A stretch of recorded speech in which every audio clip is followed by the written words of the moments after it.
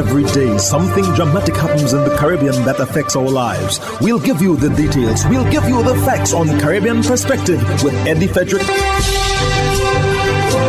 Here's Eddie Frederick. So glad you can join us. Women and poverty in Latin America and the Caribbean seem to be a grave concern for ECLAC. This story takes the lead in our 967th edition of Caribbean Perspective for Tuesday, 20th October 2020. Details after this important message. The hurricane season is now upon us, so we as Caribbean people need to remember to think safety and be prepared.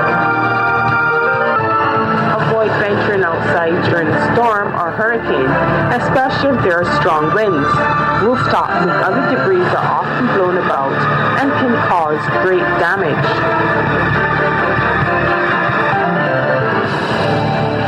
Welcome back.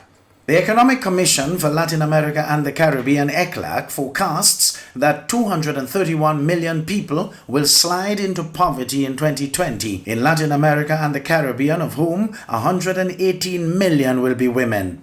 In addition, 21 million women will be unemployed, and 1 out of every 2 will work in the informal sector without social protection, it added.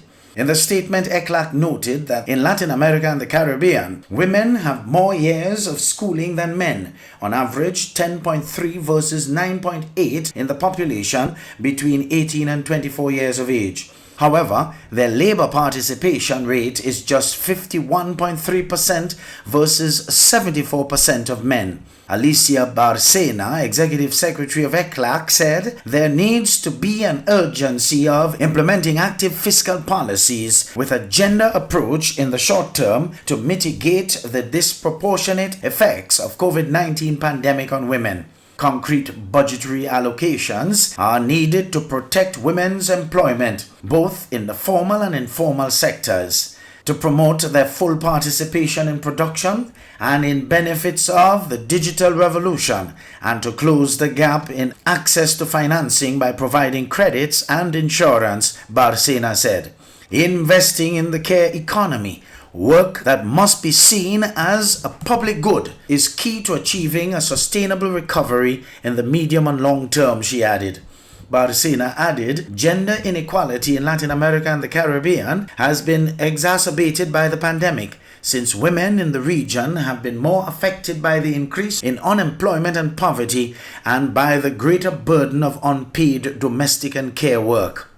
In other news, Trinidad and Tobago's Works Minister is dismissing rumors that government already has an operator for the Port of Spain port. Renessa Cutting of TV6 News reports. Any talk of government having already selected a port operator or suggestions that the port will go to so-called friends and family is being shut down by the Works Minister, who says government will be conducting a very fair and transparent procurement procedure. Following the government's announcement on October 5th to privatize the port, Cabinet has since put together a subcommittee comprised of all stakeholders to look at the way forward.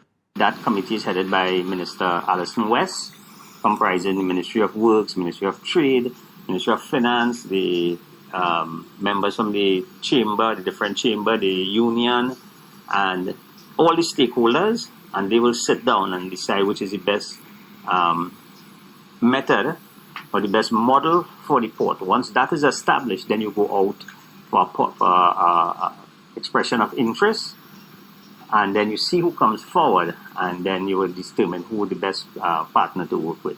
The minister is also dismissing any concerns that similar plans are afoot for the other ports. The port and Port of Spain, that's what we're looking at. Because remember, the Point Lisas is it's a company that is traded on the local stock market. Okay, so what we're looking at is for PPP for the Port of Spain. Remember, the proposal going forward is to have 3 separate companies. One to deal with the land management of the port, one to deal with the ferry service, the inter-island ferry service, and one to deal with port cargo operations. The Transport Minister also gave an update on the 2 vessels which are scheduled to arrive in the country. We're expecting at least one of the vessels before the end of the year. But that has to do with the hoping that the sea trials goes well, the weather condition, and COVID to an extent. Renessa Cutting, TV6 News. Meantime, Police Commissioner Gary Griffith is welcoming the announcement by the Prime Minister that foreign police officers are to help local police in the drug susu investigation.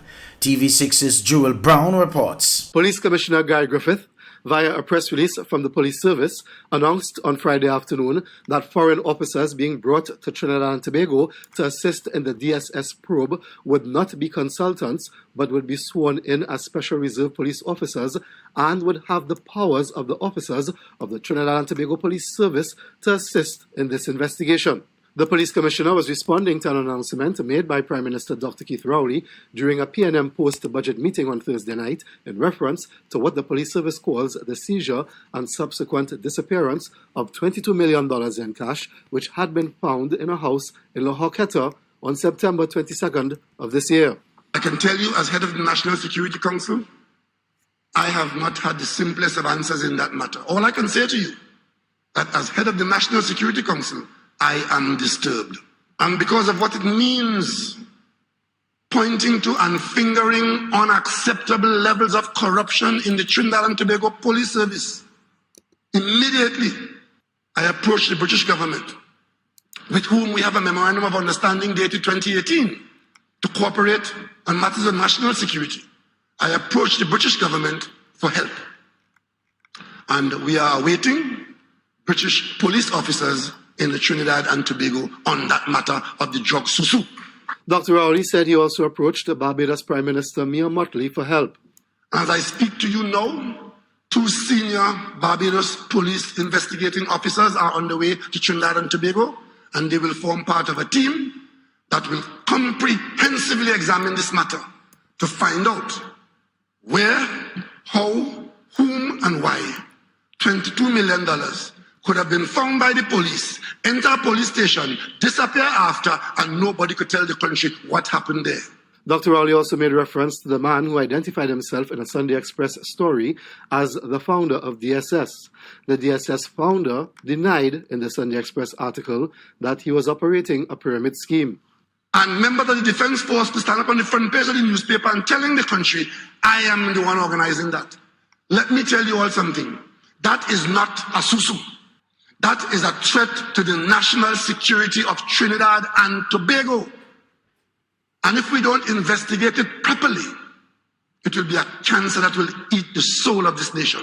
The police service said the top cop welcomed the Prime Minister's announcement of foreign assistance in the DSS probe and that sourcing of foreign officers will be instrumental to assist the Trinidad and Tobago Police Service in what the TTPS said was an investigation which involves senior officers as well as members of the Defense Force. In addition, Commissioner Griffith pointed out that 4 officers were suspended and 11 others transferred, and there is the possibility that other officers could be suspended as the investigation progresses. The police commissioner said having external investigators could ensure a strong degree of transparency. He also said he had selected a special team of officers who he can trust to work alongside the international investigators. Jewel Brown, TV6 News.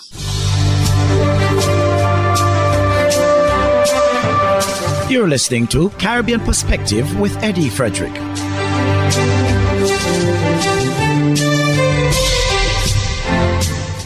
Earlier on last week, it was announced that the principals of Scotiabank agreed to sell its Antigua branch to local entity, the Eastern Caribbean Amalgamated Bank, ECAB. Prime Minister Gaston Brown of Antigua is opening on the successful move at a recent sitting of the lower house. Jessica Russell of ABC News reports. In March last year, Prime Minister Gaston Brown was resolute Scotiabank's local branch would not be sold to Trinidad-based Republic Financial Holdings. And by the way, we're not giving Scotiabank any vesting order. They're not getting it. The bank has since decided to sell to a local institution, the Eastern Caribbean Amalgamated Bank. The Prime Minister, who's also Finance Minister, had decided that local banks should be given the first right of refusal. He says he had to play hardball with Scotiabank's vice president when the bank said it'd close if it didn't get to sell to Republic. I responded and said, if you lock it down, I tell the Antiguan and Barbudans bondholders and those who have loans not to pay. He says this brought the bank's VP to the negotiating table with this response. We have no choice. We have to engage. And when we met in Washington, he said to me, look, Prime Minister, I accept your position. It's not that I don't know about the difficulties that you've had. It's not that I am not aware of how vulnerable your banking sector is. I mean, we had a deal with Scotiabank, and we were trying to, not Scotia, Republic Bank, and we were trying to ram it through. Prime Minister Brown says workers' interests are also protected. This is because government amended the Labour Code during a standstill on Scotiabank's feet last year.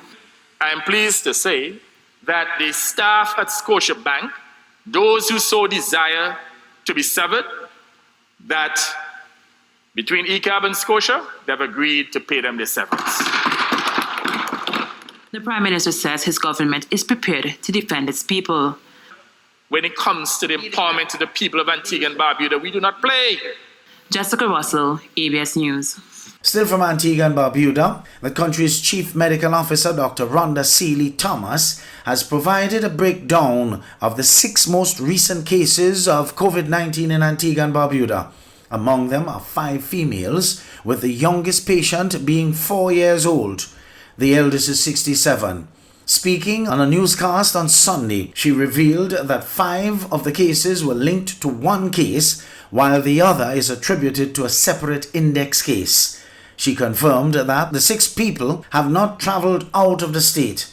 Even though not there as yet, Dr. Seeley-Thomas says they are also closely watching to see if Antigua is moving closer to community transmission. She is also encouraging people to be more attentive to the various preventive measures that are proving effective in limiting the spread of COVID-19.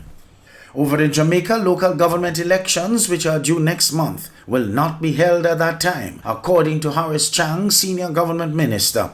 More in this TVJ News item. Dr. Horace Chang has signaled that local government elections, which are due next month, will not be held at that time. Dr. Chang says there are too many factors against holding the polls now. He told our news center that the population is not in the mood for another election mere weeks after the Holness administration was returned to office, and that the country is still grappling with the effects of the COVID-19 pandemic. The population would react very badly if we A, spend that kind of money on an election, which they don't feel absolutely necessary right now, and B, besides the money, the mood of the population is that they're not into that. They were quite supportive of an election, despite of some commentators otherwise of hanging it and getting out of the way, because they know we needed a general election. Nobody wanted to go behind the constitutional time, so the mood was have the election and get over it, and that's where the mind is now. What they're saying is get on with government first, because that's what you're elected to do. The expectations are pretty high among the expectation is a level of credibility we have to preserve and protect. And part of it, if we rush into an election now in the face of the challenge we have out there, it would be excessive, and I don't think the population would react very well. Besides, I don't think you'll get a turnout beyond 20%, if that much. He says a decision will be made on how long to extend the tenure of the local authorities.